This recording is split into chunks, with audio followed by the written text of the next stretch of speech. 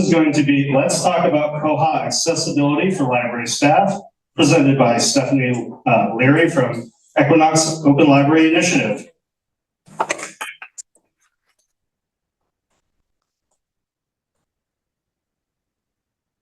Thank you. Hi, all. I am really new to the Koha community, so hi. If you're wondering, who is this person we've never seen before? Yes, you're right, that's me. I'm Stephanie Leary. My colleague, Jennifer Weston, was going to join us virtually today, but she couldn't make it. So I'm just going to introduce myself to you. I joined Equinox a couple of years ago as a front-end developer. I have been running around to all of the different open source projects that Equinox supports and troubleshooting accessibility issues in them. And I kind of haven't gotten to Koha yet because y'all are in better shape than some of the other projects. But I'm joining in now. I just got into the Bugzilla tracker a couple of days ago and started some comments, and I have some bugs to file that I will file very soon. I have been spending most of the last 2 years cleaning up Evergreen's staff interfaces. I've been working this summer on the OPAC. And then we did a complete rewrite of the Coral interface for accessibility, and that will be coming out later this year. Last year we did a viewfind theme. I have not gotten involved with Subjects Plus because they're doing okay. They have a whole new UI that is in the works also and is getting ready to roll out. So I'm kind of hopping around to all of these different communities and telling them everything they're doing wrong about accessibility, but then teaching them how to fix it. And so what I'm going to talk about today is some basics, some legal requirements that you may or may not know about, why it is so challenging to do accessibility work in open source, some specific issues to Koha that we can fix, and how to integrate accessibility into the development process of new features so that as you go forward, it's not a, oh my God, let's clean it up because we made a mess project, which tends to be longer and slower than doing it right the first time. So accessibility in the context of software development means making web interfaces work with assistive technologies for people with disabilities. And that is a much broader category than you might think it is. So I see lots of people around the room who wear glasses, and I'm guessing that many of us also wear contacts. You have an assistive device. That's a disability that is so broadly supported that we don't even really think about it.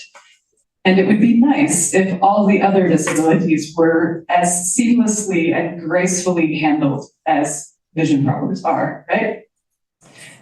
So what we want to do with software interfaces is make sure that we are accommodating those needs gracefully in ways that don't, make things more difficult for other folks.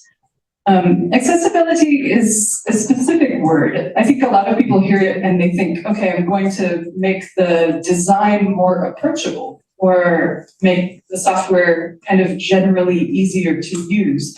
And that is true, but it comes as kind of a side effect of making it work better for folks with disabilities. So usability is a different category, but they're closely related.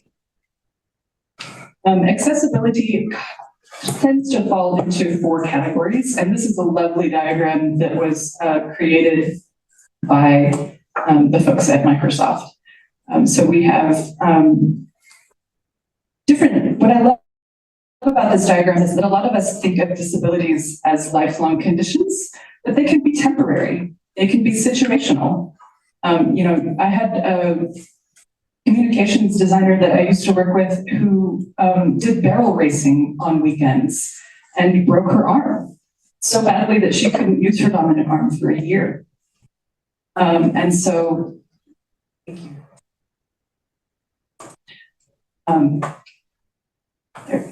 Thank you so much. They can be things like the screen doesn't have great contrast and you walk outside at lunch and the sun's really bright and you can't see it because the colors don't pop enough. I love the new parent diagram here because for the first year that after my son was born, I did almost everything one-handed on my phone while he was asleep in the other arm. And that was tough in 2012. And as we get more into voice-activated interfaces, I think people who have accents that are not sort of standard American Midwestern accents are discovering that that can be a real hindrance to getting things done. There are some great videos that I will not share because they're not always appropriate for professional contexts of people trying to get things done with voice assistants when you have things like a heavy Scottish accent. Where many of you know exactly which video I'm talking about. Okay, now I can't change slides. Yeah. Probably just need to click back into the slideshow. There we go. Thank you so much. So we use these 4 icons to kind of denote which category of disability a particular design feature or technique will assist. The accessibility guidelines that we have right now mostly cover the first 3. The next major version is going to include a lot more for cognitive disabilities, and that really is exciting to me because it opens up the world of legal protections quite a bit wider for those of us who might fall into the neurodivergent category, which I will not ask for a show of hands on that one, but that tends to be overrepresented in library and software development professions. So I think a lot of us will be covered by upcoming accessibility guidelines for web design where we haven't before. These are all the things that we really have to take into consideration with web interfaces. I will say that the hearing category is one I'm going to largely skip over because we are not doing a lot with voice or sound effects. And so that tends to be something that we don't work with very much. But all of these other ones are things that we think about and have to work around or with. There are way more assistive devices out there than you may have ever encountered. If you work with the public, you probably have encountered most of these. Among the staff, these tend to be not as widely used, and that is really a shame because it's mainly because the software doesn't support people doing their daily work with these devices, and we can fix that. How do you support all of those devices though? It's actually pretty easy to find the problems once you know how to do really quick accessibility testing. You don't have to have every device under the sun because the problems tend to be the same across many types of devices. Best thing that you can do is report every usability problem that you encounter if you do not have a physical disability, because what is a small glitch or an annoyance for you is probably a major barrier to someone who is working with limited physical capabilities. The top issues that get reported, and all of these are going to be things that I'm going to talk about in the context of Koha. Form fields that don't have labels, buttons that have click actions but not keyboard support, pages that were designed without proper headings. So you know how in Word you have that little ribbon and you can choose the heading styles, and they're usually ugly, but it's like heading 1, 2, 3, 4. You have to do the same thing in HTML because screen reader users get a menu that is very similar to that document outline that Word provides or that Google Docs gives you. And if you just style the text to be bigger, it doesn't end up in the outline, and then they can't jump directly to it. Tabbing order is tricky because everything on the page, when you tab through it using a keyboard, which is the same way that a 1 or 2 button switch user would do or a Braille reader would do, you may find that things are not in the same order visually as they are in the source code, and that becomes a problem. Unique link names. This is a huge problem for those of us who work with data tables full of action links, right? You have 50 things on the screen and each of them has a link that says edit or delete or something, and they're all the same. they have to have an accessible description appended to them so that it has the unique title or ID or something of the thing that they're working with, so that a person who is listening to those links only in isolation can tell which one they're hitting. And of course, alt text for images, which is probably the thing that you have like worked with the most if you have ever done any web template tweaks, if you've worked on your Koha templates or your Aspen web builder, you probably have worked a little bit with alt text, but it's important in the staff context too. We have more images than we really think about in those staff screens. The cognitive accessibility issues have to do a lot with how your attention is focused and distractions, eliminating visual noise, paying attention to color, especially the use of emergency colors. There are some people who have like a physical distress response to seeing large screens full of red or yellow. So we kind of think about how we're using those colors and try to use them very intentionally so that we don't accidentally give someone the impression that like there's a fire or something like that, right? And then memory issues, thinking about how we lay out screens in different components of the software so that they're similar, so that like metadata always ends up in the same place on the screen, or that a search function is always laid out more or less the same way so that you don't have to learn how to use 5 different things to get across one application. So how do you test all of this stuff? You can actually do it in about 5 minutes. It doesn't take very long. It takes a little bit of practice. The first thing you have to do is turn on keyboard tabbing in your browser because they don't have that on by default, but it's an easy setting. And there's a link here to a page that tells you how to do it in Chrome, Edge, Firefox, and Safari. And then you use your built-in browser tools and 3 extensions tops. Really, you don't need more than that. I prefer Axe DevTools, but Wave is the one that a lot of people know and love. I find Wave kind of overwhelming. It gives me lots of kind of visual noise.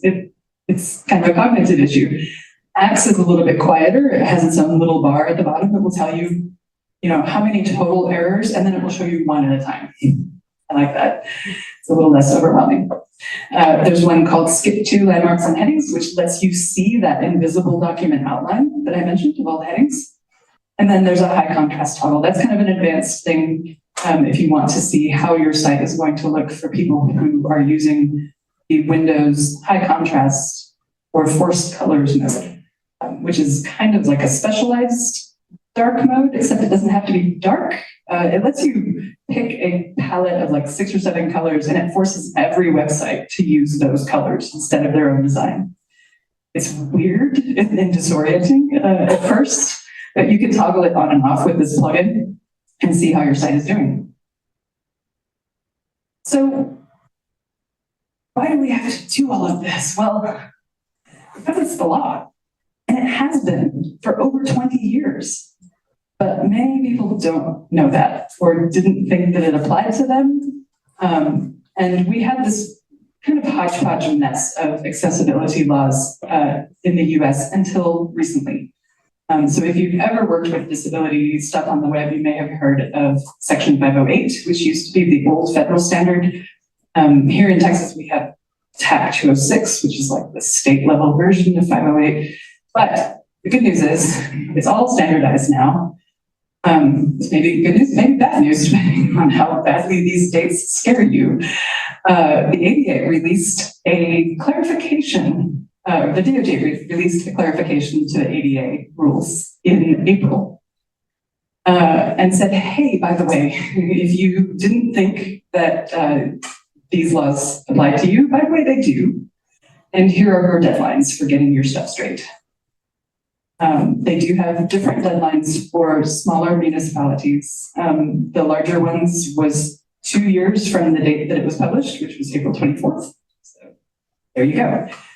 For those of you who are in very small towns, I highly encourage you to click this link on the bottom of this slide, which takes you to a page that the DOJ has written specifically for small entities. It has some tips on how to deal with these sudden and yet not sudden requirements. I'm going to skim over this since we are in the US, but of course, Koha is a global project, as are all open source projects. So Canada has also got a new Accessible Canada Act that is pulling together its very disparate list of provincial laws. Australia, New Zealand, the EU, and the UK all have been updating their laws over the last 5 years. Everybody's getting into compliance, and what they are all getting in line with is the Web Content Accessibility Guidelines. And I don't fuss too much about the variations between regional laws because they're all based on the same standard. And that standard has been around for 20 years. It's gone through several versions. A law may specify a version, whatever. We just use the most recent. Kind of ignore what the law says. If it says 2.1, I don't care. I'm doing 2.2. So this is a lot. At Equinox, we put together this poster for ALA last summer, and we went to Chicago and presented this.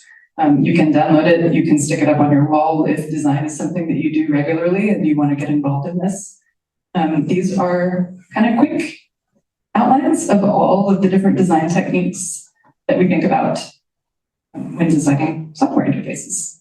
And we use those little icons. So you can see there's not a single technique on there that only has one icon. Everything that you do to make things more accessible benefits more than one group. I'll zoom in a little bit so you can see some of those a little bit better. And you can download this whole PDF and get the whole thing. So let me talk a little bit about the landscape of open source specifically. There is no open source project in the world that operates in its own little island. All of us are interdependent on other open source projects. So the software that we make is stacked on usually some kind of front-end framework, some programming language, and there's some database in there, but that doesn't really have very much effect on accessibility, so I left it out. The accessibility problems can come from almost anywhere in that stack, and we inherit the ones that we rest on, if that makes sense. So the part we make is the top, and the rest of it affects us whether we want it to or not. And as far as our end users are concerned, that's all Koha, or that's all Aspen, or that's all Evergreen, or whatever. They don't know all of the different layers that are underneath that. They just see the accessibility problem that is preventing them from getting things done. And so this becomes our problem. So here's Koha's stack, as best I know it. I'm new, so tell me if I've got this wrong. We've got the Koha UI, which is obviously, the project that we are all here to talk about and work on, but it involves jQuery, jQuery UI, the Bootstrap CSS framework, and the data tables project. To name just a few. There's probably some more in there that I overlooked. And then all of that is resting on Template Toolkit, which thankfully doesn't provide or doesn't cause a lot of problems. And then there's Perl underneath. Of course, Perl's fine. Perl's not the problem here. So let me go back a second. I'm really glad to see that there is a project underway and it looks like almost complete to update Bootstrap from version 3 to version 5. Yes. That's fantastic news because version 3 is a hot mess for accessibility. It's awful. And jQuery earlier versions were not great either. jQuery UI is a big problem. So updating those to the most recent version is one of the biggest things you can do to help the accessibility process along. Data tables is an interesting proposition because that one is not a huge open source project. That's, as far as I can tell, one guy with some occasional contributions from the community. Anybody know differently? That's an interesting one. That guy doesn't know ARIA very well.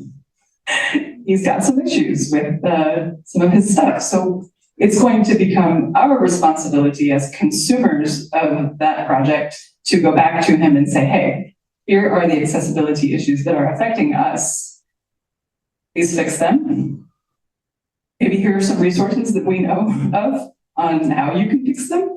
Ask for help, maybe. But it's got to get fixed because we have deadlines for compliance and we can't keep incorporating these other projects that are ignoring their responsibilities when it comes to accessibility.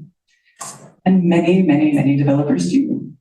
Most developers have never been educated in accessible design techniques. If you are a developer, would you raise your hand in this room? A few. Have you ever studied accessibility? Particularly, you have? I'm so excited. You're a unicorn. The education in this is really lacking across the field. It's not taught as a baseline skill in most degree programs or boot camps. It's considered a specialty field, even though it's a legal requirement that we do this. It's not included in the education. And so projects lack motivation to deal with their accessibility problems because they don't see it as a part of their responsibility, or they think that it falls entirely on the people creating the end product, you know, the Koha and not the Bootstrap, right? It's both.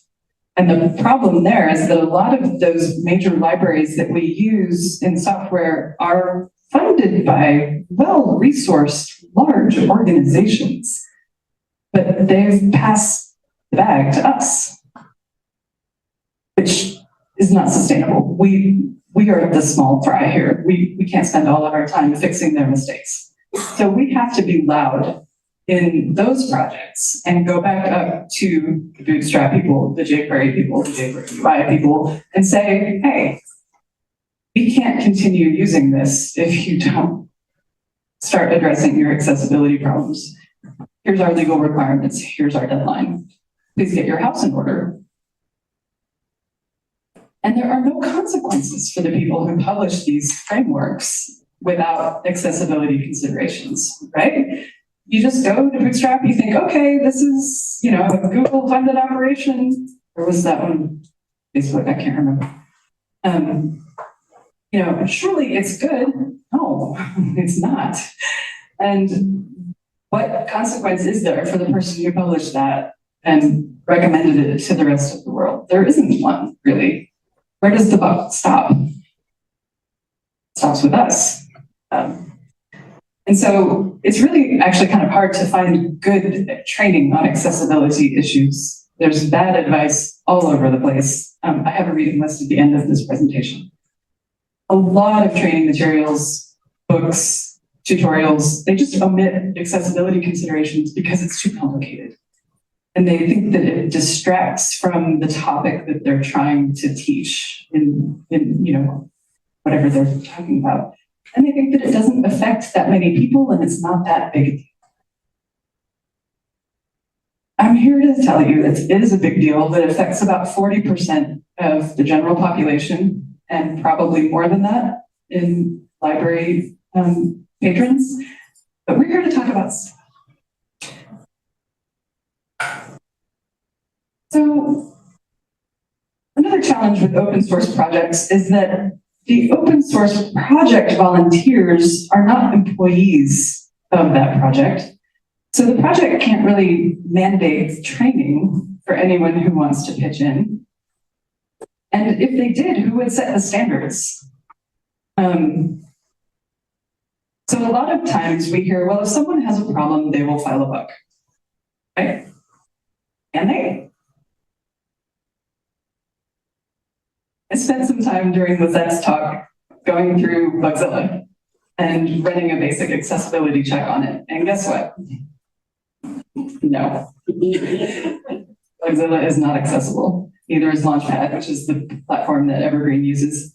I was in a GitHub discussion a couple of days ago. GitHub rolled out a new fancy hover card feature in their bugs, and screen reader users immediately began screaming at them because it completely broke their experience. And they actually rolled it back, which is impressive. But one of the comments that caught my attention was someone saying, you know, we use GitHub not because it's a good experience, but because Jira and GitLab are worse. And Bugzilla and Launchpad are worse than that even. So no, they can't file a bug. So one of my recommendations for Koha and for all the other open source projects is to designate some sort of reporting pathway for accessibility considerations that doesn't go through the bug tracker. Make a contact form on the website, make sure it's accessible. And direct people there to report accessibility problems, and then have someone in the community who monitors that and filters them into bug reports. Because the bug software is impossible to use with the screen reader. So you're never going to hear about those problems from the people who are affected by those issues because they can't even use the bug tracker. The other thing that we see a lot, and I'm pleased to say that Koha is not one of the projects that this happens to, and neither are any of the projects that Equinox participates in, but some of our commercial counterparts will do things like make the community vote on whether to deal with their accessibility bugs or have a new feature. Does accessibility ever win that contest? No. So we don't treat human rights like something to be voted on. We treat accessibility issues as bugs, problems in the software, not new features that are subject to community vote, right? And I'm pleased to say that that's not really an issue for Koha or any of the other library open source projects, but it certainly is for the commercial software. Like I said earlier, there's kind of a lack of consequences for the open source frameworks that we rely on. And so who holds the framework developers accountable when they screw this up? It has to be us. There's no one else coming to save us. We have to go yell at them and provide resources and gently apply the mallet of loving correction and say, hey, this is something you have to fix. So let's talk about Bootstrap. Bootstrap has lots of issues, especially in version 3. The WebAIM Million report is an annual report of, it's an automated thing that runs on the top 1 million homepages as determined by some algorithm. Don't ask me which one. But it's useful for sort of gathering a big picture view of the landscape. And keeping in mind that automated checks can only find about 40% of the accessibility problems on a page, it is distressing how many errors there are on every page of the top 1 million websites in the world. Now that's not app interfaces, that's public, marketing websites. Which is a little different, but really we all use the same underlying software tools. So it is a useful comparison. This line from the 2023 report raised my eyebrows. Homepages that utilize the popular Bootstrap framework had 9.6 more accessibility errors on average than those who didn't. And that's really locked down to the issues that are present in versions 3 and 4 of Bootstrap. 5 is getting better. Bootstrap's basic colors don't have enough contrast. They've never fixed this. This is actually still present in version 5. If you darken them to the point where they do have sufficient contrast, you really lose the distinctions between the colors, especially in that red to orange and yellow range. So what do we do with that? That becomes a problem on buttons. And I think that in the Koha interface, y'all have solved this a little bit by making the yellow buttons lighter. Which is good because if you make them darker, it doesn't look good. That's what's on the bottom row. This is from a stripe.com report on accessibility issues. Focus outlines. If you are navigating through your site using a keyboard, you should be able to see what is highlighted at all times. Bootstrap 3 turned that off. They just said, no, we don't want you to have focus outlines. It's a huge problem for people who are sighted but have mobility issues or use some other interface. Version 4 introduced a different method of focused outlines, it is easy to accidentally break it by adding one of their other shadow classes. And it doesn't work in the high contrast mode. In version 5, they have introduced this other utility that lets you kind of manipulate the focus ring. And y'all do have a bug on this, I'm pleased to say. So there's work being done to make this better in Koha. The autocomplete widget that we all use for our search boxes is really bad for screen readers. Sorry to say. It's awful. The version 3 is completely unusable. It has no form label, which means it can't be interacted with at all. The screen reader user won't even know that there is a text input there. Version 4, you can at least type into the search box, but you won't hear the suggestions that are announced. So I've got in here a couple of alternatives that are not based on either Bootstrap or jQuery UI, but they can be styled with Bootstrap, so you can kind of seamlessly fit them in and make this work. And these are great user experiences all around. This is one of the things I say so often is that when you make things accessible for people with disabilities, you make it better for everyone. So this is something that can be dropped in. And I already commented on that bug to suggest that. So I've got some tips for those of you who are working on contributing to the software. I've got a giant spreadsheet that I made when I was working on Viewfind and Evergreen issues that really just lists in a very straightforward way so that you can do a search and replace the differences between Bootstrap versions. So if you're working on that upgrade to 5 project, that is the spreadsheet for you. There is a little plugin that you can add to Bootstrap 4 and 5 that will make things better in that high contrast forced colors mode, which is only a Windows feature. So you can't test that on Mac. And if you are stuck with Bootstrap 3, especially in old templates, there is a PayPal plugin that you can just drop in that will resolve a lot of the keyboard navigation and focus outline issues. It's from PayPal. You'll see a lot of participation from financial and insurance institutions in accessibility software because they've been subject to stricter requirements for a much longer time than the rest of us have. So they're great. I like letting them pay for accessibility work. Okay, so some issues in Koha. Bootstrap 3. Let's get rid of it as fast as we can. I really can't emphasize enough how big of an accessibility problem Bootstrap 3 is. 5 is so much better. The autocomplete widget, I'll fix that. The color contrast is hilarious because that's like the first thing that I look at when I look at a new page, and I can tell immediately if the project has been focusing on accessibility or not, just by looking at the colors. The headings and landmarks, I already mentioned. There's some form buttons we need to talk about. And we got to talk about the tables. Okay, so that's going to be the next few minutes. Okay, color contrast. This is one of the demo sites. I want to say this one was one of the community demos from New Zealand. But I think a lot of Koha sites are using this news bar that was recently introduced. And I'm going to highlight in red all the parts that don't have enough color contrast. I'm surprised that the news heading does have enough, because to me it looks kind of faint. But according to the official algorithm, it passes. But the dates and the links don't.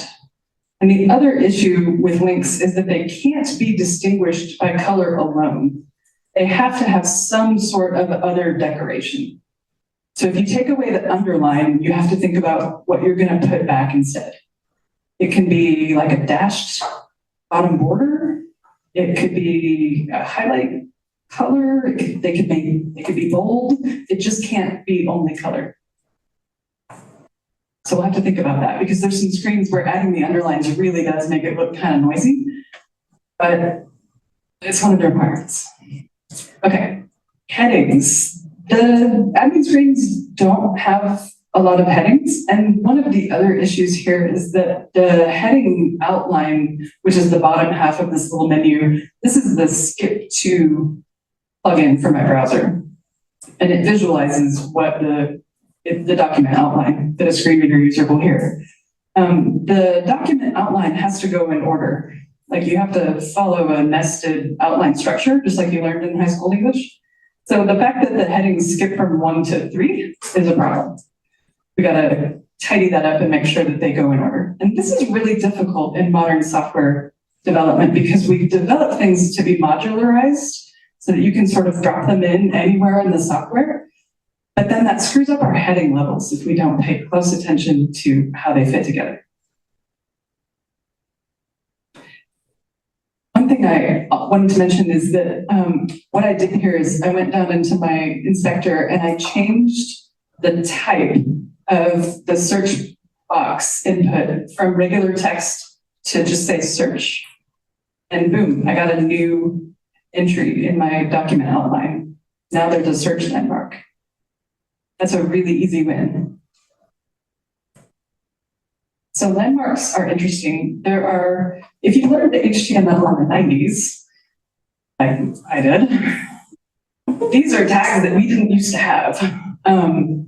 But they're all really handy because they create an invisible structure in your document that makes it easier to skim if you're experiencing it as an audio experience.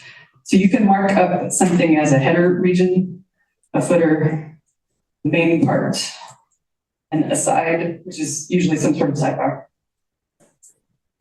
Search region, which is not just the input box itself, but the whole form.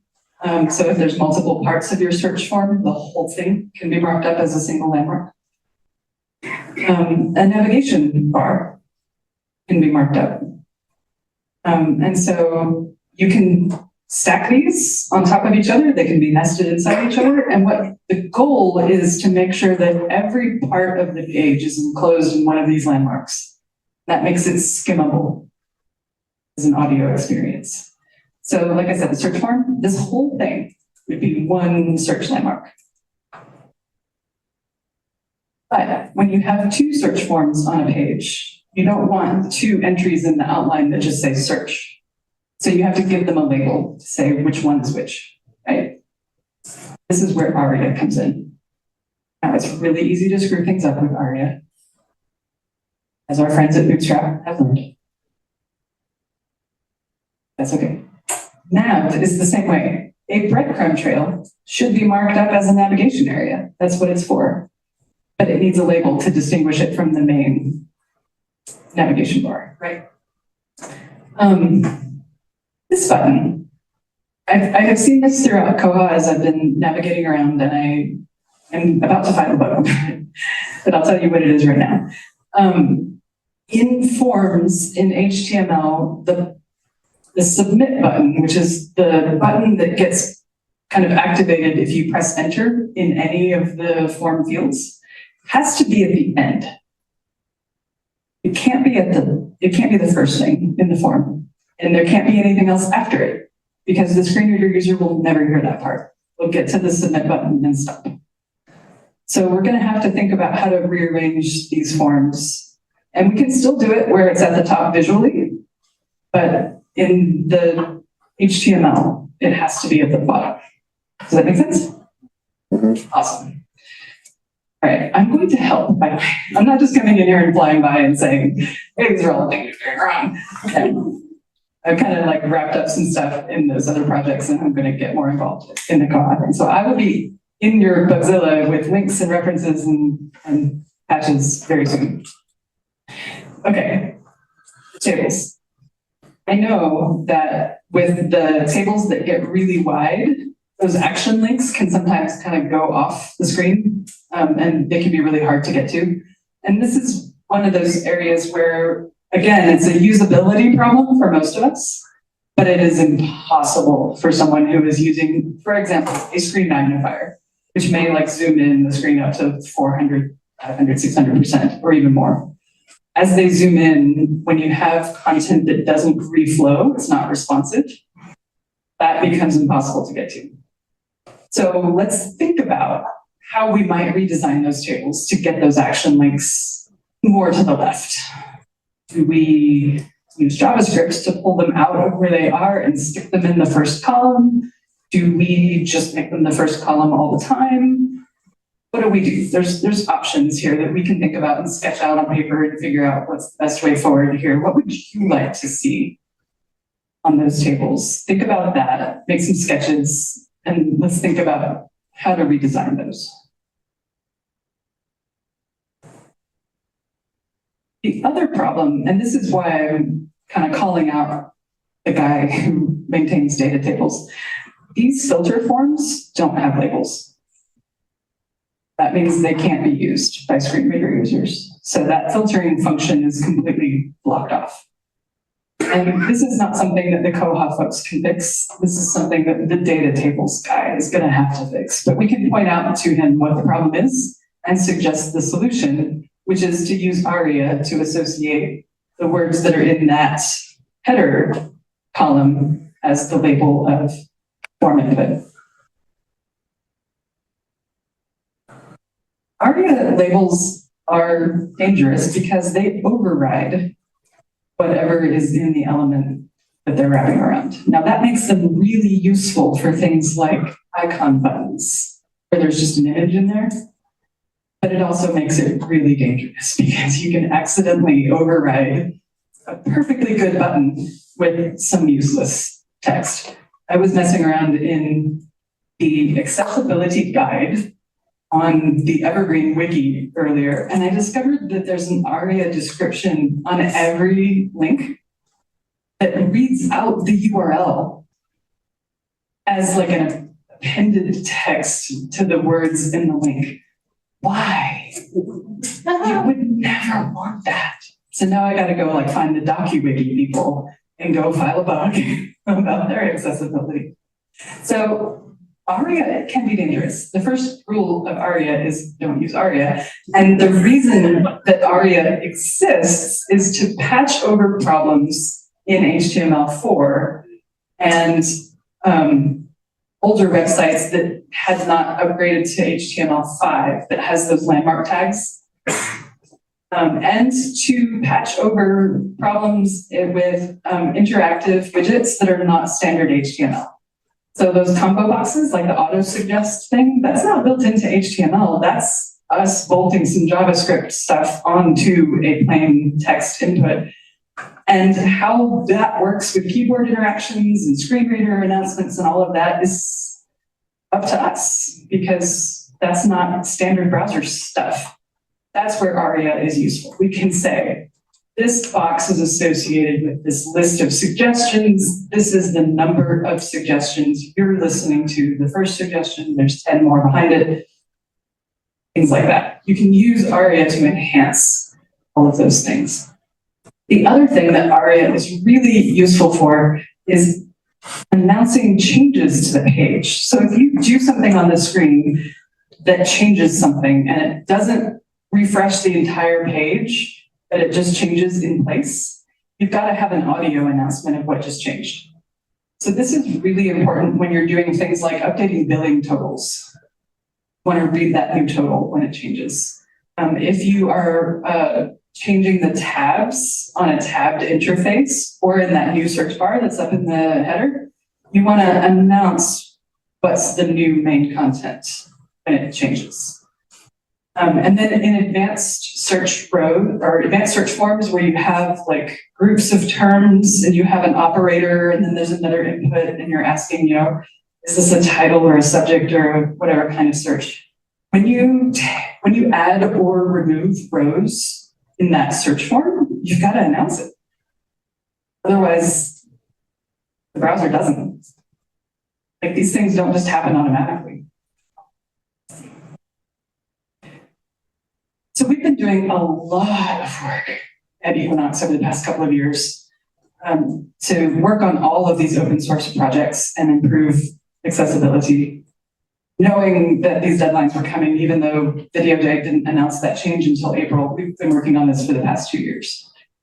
So this is our ALA poster that I showed you earlier, which you can download. We have a ton of other materials that you can use to raise awareness in the community or that you can take to your developers if you are not a developer. We have the poster, we have a guide to accessibility that lives on the Evergreen Wiki because one of our Evergreen community members paid us to write it. But there's only 2 or 3 pages that are really specific to Evergreen there. The rest of it is applicable to any project. We've got the Bootstrap reference. We've done some training workshops that were recorded that you can get. And then over here on the right, if you want to go through and see all of the stuff we've been fixing in these other projects, there's links to the stuff we've been doing in Evergreen, Coral, ViewFind. And then I've been reporting problems to those other library projects as we go, and I've got some more to do. So I've been doing that for Bootstrap. There's one called Angular Bootstrap that we use in Evergreen. There's an ARIA pattern library that the W3C maintains. It's got some problems. Been spinning patches there. So I'm kind of up in everybody's face saying, hey, let's fix this. So here's my recommended reading list. There's only 2 that I would recommend for everyone. And that's the first 2. One of them is called Accessibility for Everyone. I love the title of this book. It's great. Unfortunately, the publisher just went out of business. So if you can still get a copy, or you already have a copy, please read it. I believe that they are turning the rights over back to all of their authors, and so a lot of those authors are planning to just put the text up online soon, but this just happened, so they don't have their rights to reversion sorted out yet. The other one that I would recommend is the blue one here, Microcopy, the complete guide. Microcopy is the little text throughout a web interface, the form labels, the little hints, the instructions, the headings, all those things that are not really writing in the sense that they're like sentences, but it is a form of writing. It is a form of copywriting. This book is interesting. It is published by the author's employer, and so it is only available online as a PDF download. It's probably not available through most of your vendors. You may just have to kind of just buy a one-off, unless you already have it, which is great. These last 4 for developers are all from the Smashing Magazine book publishing arm, and so you have a bundle through them. You probably have all of them. We have form design patterns from a guy named Adam Silver who worked on the UK.gov design pattern library. And then 3 books by the same guy, Hayden Pickering, that are like the books to read for interactive accessibility and advanced developer stuff. So take this back to anybody that you have doing development and say, hey, okay, there's my email address. I would be delighted to talk to you about developing accessible projects or doing development projects through crowdfunding or for your institution or anything like that.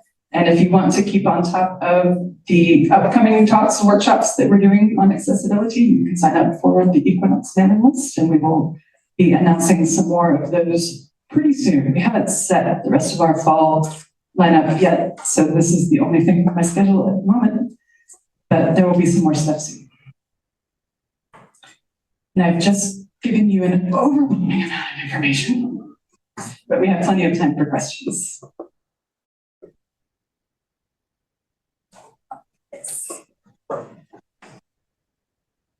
Hello. Hi. Can you please, I have 2 questions. The first one is, can you please clarify for those of us who don't know who and what is Equinox? Let me go back to our very first slide. We are a nonprofit library service vendor. We host ILSs and ILLs and discovery layers, and we do software development as a service. We are involved in most open source projects other than Folio. It's an ILS and it's open source. You probably do it. We're a very small team, very small. So right now our development team is me working on the front end in design and accessibility. And then Mike Rylander and Jason Etheridge, who are like the 2 of the original developers who created Evergreen. Thank you. my second question is, can you clarify these deadlines? Like there's these deadlines for, I lost the word. But Yeah. who is responsible for meeting these deadlines and what will be the measurement and who will be making sure they do that?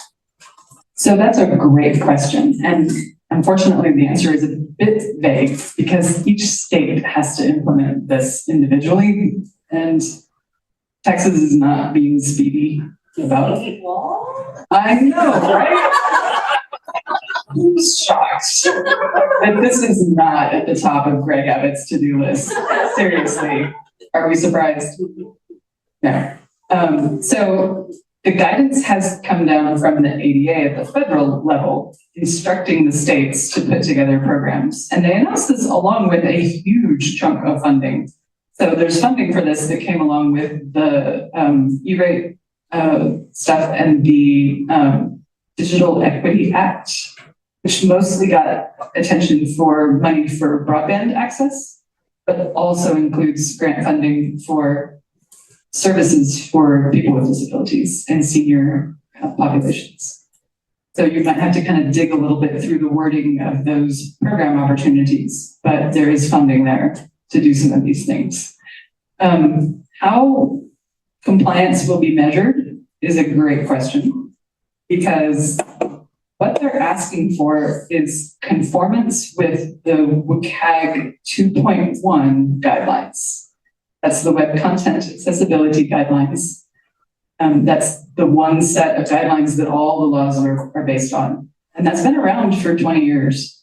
The problem with it is that only about 40% of it can be tested in an automated way. So you can kind of run an accessibility checker on the site that you're looking at and get a report.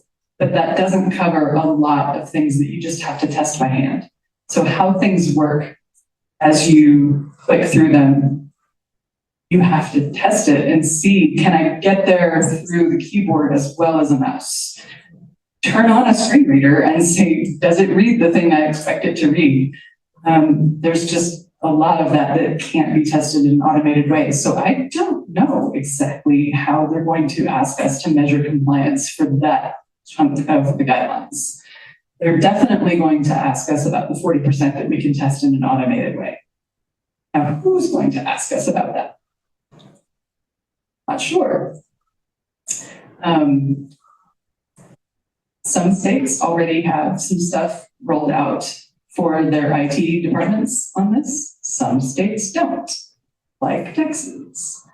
So I would recommend talking to whoever deals with IT compliance and risk management at the municipal level and see if they've heard anything about this yet. If they haven't, we'll have to kind of wait for word to trickle down at the state level. And like I said, this is really not the top of the priority list in our state. So I'm sorry that that's a vague answer, but that's the best we have so far. But there are more details in these 2 links, and I will make sure that you're gonna have these slides out to everybody like pronto, right? Yeah. Okay. Next question. Well, I'm not a developer, but I often help incoming libraries configure their sites. And something that comes up from time to time is the size of the font. And it only tends to come to mind when somebody specifically asks, but is there a recommended minimum like point height on text in a site for accessibility? Yes, and it is don't set one. The standard that ships with most browsers is set to 16 pixels, which looks fairly large to most of us. You're welcome to make it smaller, but that is kind of considered the baseline. And when you go to the WebAIM color contrast checker, it will give you 2 different numbers based on whether it's large text or small text, and it will tell you how it is defining those. The best rule of thumb is don't set it So you set your HTML tag or your body tag to 1 REM, which is the relative size measurement. So that says take whatever your browser setting is and make that the number 1. And then let's scale everything else as a percentage of that. So if we have small text, we'll make it 90% of your baseline. If we have a heading 1, we'll make it 200% of your baseline, something like that. But don't set 1. Just don't pick a number and let the user's setting be your baseline. Does that make sense? I know that's hard. And it makes it imprecise because different things will look different on different monitors and screens and devices. At this point, it's brute forcing my CSS and jQuery. So I'm Right. trying to get my head around how I can do it from the controls I have in the stuff. Yeah, absolutely. It's tricky. And I will email you a couple of references. Let me get into my card. I do have some references that will kind of clarify that a little bit. But the short answer is don't pick a number. Just let the user pick their number and work with that.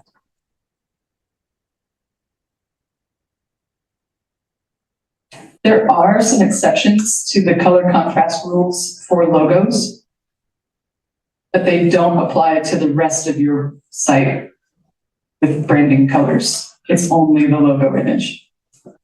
So the rest of it, even if your brand colors are not accessible, you're gonna have to find a way to tweak that, darken it, use your brand color as an accent rather than like the main color, something.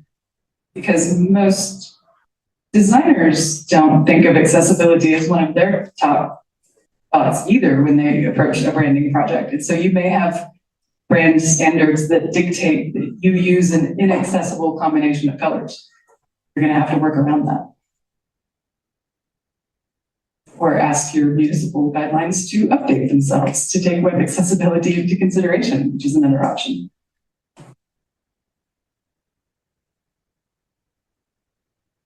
Other questions? I know that I've basically like scared you into thinking, yeah, we have more work to do and there's a deadline coming. This is always a community effort. I have lots of stuff to drop on the Bugzilla for the developers. I have more stuff linked in here that those of you who are not developers can take back to your institutions. And the one thing that you can do to help the overall picture of accessibility on the web is to report those problems where you find them and help us identify the ones that are coming from the frameworks that we have inherited so that we can go back and yell at those people and have them fix stuff. Then we will inherit the fixes. Make sense? Let's not try to do this all ourselves, is what I'm getting at. Let's let Google and Facebook clean up their mess. Thank you. Awesome, thank you all.